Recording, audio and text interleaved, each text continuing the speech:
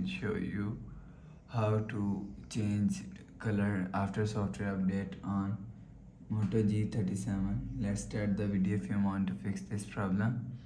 So first of all, go to app library. Here click on settings app. Now in settings, click on system. Click on reset option. Click on reset all settings. Click on reset all settings. Enter phone pin. Click on this icon. You will see your problem is solved.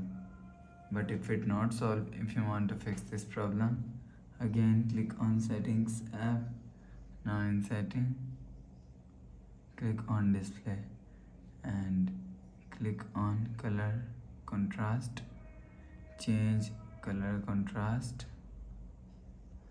After change color palette, go back to home screen. You will see your problem is solved. But if it's still not solved, click on settings app. Now in settings, click on system and click on reset option and click on reset factory setting. Click on erase all data. Enter phone pin. Click on this icon. You will see your problem is solved. So please subscribe for more new latest videos. Thanks for watching.